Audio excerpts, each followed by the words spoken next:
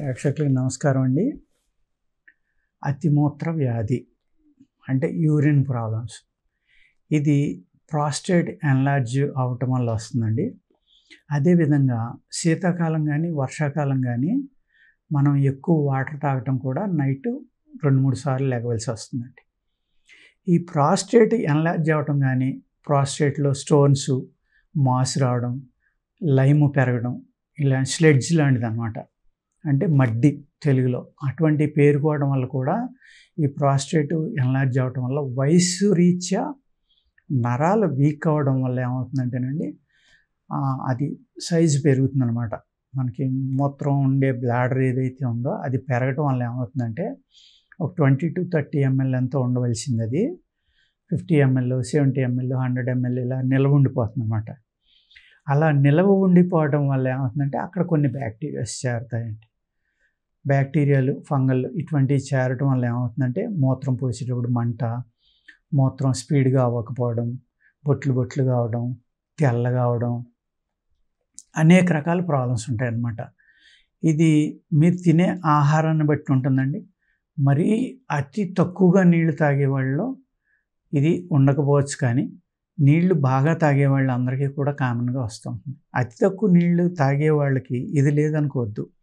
దానివల్ల అనేక రకాల ప్రాబ్లమ్స్ వస్తాయండి. అంచేత నీరు అనేది మన శరీరానికి సరిపడి తీసుకోవడం చాలా ఇంపార్టెంట్. దాహం అయినప్పుడే తీసుకోండి మీరు, అంతే తప్ప లీటర్లు తాగేయద్దు. ఆ లీటర్లు 6 లీటర్లు, 7 లీటర్లు, 5 లీటర్లు తాగేయటం వల్ల కూడా మీకు ఈ యూరిన్ను డైరెక్ట్గా తాగిన వెంటనే వెళ్ళడం వల్ల, మీరు బద్ధకించి లేగకపోవడం వల్ల, దానివల్ల కూడా ఈ ఏదైతే మూత్రాన్ని మన శరీరంలో ఉంచే ఒక తిత్తి ఉందో అది సైజు పెరిగిపోవడం జరుగుతుంది. ఆ సైజు పెరిగిపోవడం వల్ల వయసు రీత్యా నరాలు వీక్ అవడం వల్ల పెరుగుతుంది. ఈ మూత్రం పోసుకోకుండా బద్ధకించి మనకి ఎంత పెయిన్ వచ్చినా కూడా నిద్రలో వదిలేసి అలా చేయటం వల్ల కూడా అనేక రకాలైన సైడ్ ఎఫెక్ట్లు వస్తాయండి.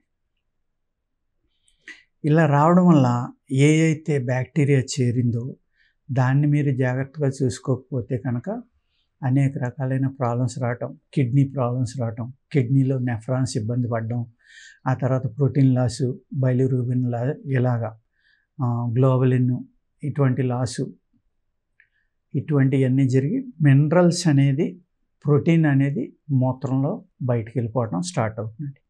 అందుకే ఏంటంటే సాధ్యమైనంత వరకు మీ నరాల పటుత్వం, అంటే ఈ నరాలు అనేవి బాగుండేలాగా దానికి సరిపడిన మంచి మూలికల్లో ఉన్నాయి, అలాగే అనేక సప్లిమెంట్స్ వస్తున్నాయి. ఇప్పుడు అవి వాడుకున్నారనుకోండి, మీ నరాల పటుత్వం పెరిగి ఏదైతే ప్రాస్టేట్ ఉందో ఆ ప్రాస్టేట్ అనేది ఏంటంటేనండి, ఆ ప్రాస్టేట్ దగ్గర ఒక వాల్వ్ లాంటిది ఉంటుందన్నమాట. ఆ వాల్వ్ ఓపెన్ అయితే మనకి యూరిన్ పాస్ అవుతుంది, క్లోజ్ అయితే మనకి యూరిన్ ఆగిపోతుంది అనమాట. అది ఎన్లార్జ్ అయిపోయింది అనుకోండి వయసు రీత్యా, దానివల్ల మనం మూత్రం అనేక రకాలైన మూత్రానికి సంబంధించిన జబ్బులు వస్తాయన్నమాట. దీన్ని తగ్గించుకోవడానికి ఆయుర్వేదంలో మంచి మందులు ఉన్నాయండి. మీరు వ్యాయామం చేయటం అనేది కూడా ఇక్కడ చాలా ఇంపార్టెంట్ అనమాట. మీ 2 గుప్పుళ్ళు మీ తొడల మీద పెట్టుకుని మీరు వజ్రాసనంలో కూర్చుని ముందరకు వంగటం, ఒక 2 నిమిషాలు మీరు ఉండగలిగినంతసేపు వంగేటప్పుడు ఊపిరిని బయటకు వదిలేసి మళ్ళీ లేచేటప్పుడు ఊపిరి లోపలికి తీసుకోండి. అలాగ దాన్ని సాధన చేస్తూ ఉంటే ఉదయం సాయంత్రం కూడా చేయాలన్నమాట.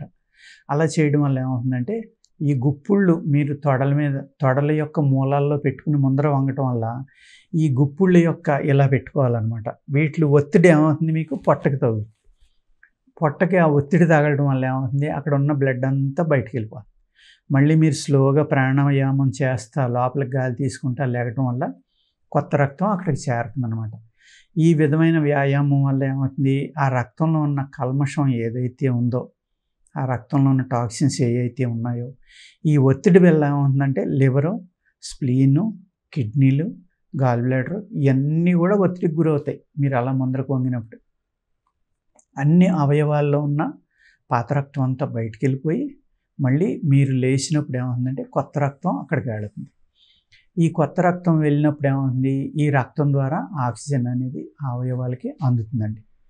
ఎప్పుడైతే ఈ అవయవాలన్నిటికి మళ్ళీ కొత్త రక్తం ద్వారా ఆక్సిజన్ అందుతుందో, అక్కడ అయితే టాక్సిన్స్ ఉన్నాయో, చనిపోయిన సెల్స్ ఉన్నాయో అవన్నీ బయటకొచ్చేసి కొత్త సెల్స్ అక్కడ తయారవుతాయి అన్నమాట. అప్పుడు ఏమవుతుందండి, రిజోనేట్ అయినట్టే కదా మీ అవయవాలు. మళ్ళీ వాటి శక్తిని పుంజుకుంటాయి అన్నమాట. ఏ శక్తిని అయితే కోల్పోయినాయో ఆ శక్తి మళ్ళీ వెనక్కి వస్తుంది. రావడం వల్ల ఏమవుతుంది, వెనకకు రావడం వల్ల ఆ అవయవాల దగ్గరికి బ్లడ్ ఫ్లో బాగుండటం వల్ల ఏ టాక్సిన్స్ వల్ల అయితే మీ నర్వస్ సిస్టమ్ కానీ, అంటే మన తల వెంట్రుక కన్నా సన్నటైన నరాలు అనేకం ఉంటాయండి. ఆ నరాలు అయితే జామ్ అయిపోయినాయో దానివల్ల మనకి ఈ ప్రాబ్లమ్స్ అన్నీ స్టార్ట్ అవుతాయి అన్నమాట. ఈవెన్ డయాబెటీస్ అవనివ్వండి, లేకపోతే ప్రాస్టేట్ ఎన్లార్జ్మెంట్ అవనివ్వండి, ప్రాస్టేట్ పెయిన్ అవనివ్వండి, లేకపోతే మూత్రంలో సంబంధించిన వ్యాధులు అవనివ్వండి.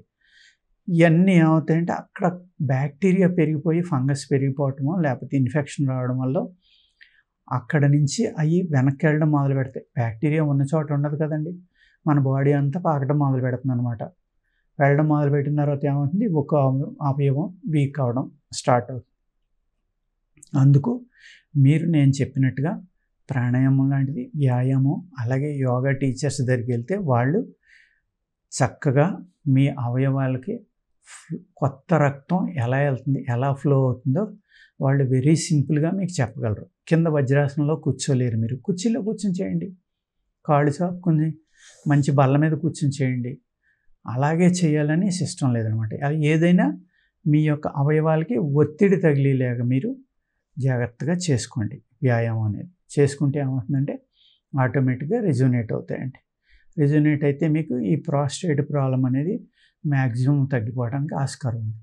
అదేవిధంగా అనేక రకాల మందులు ఉంటాయన్నమాట ఆయుర్వేదంలో.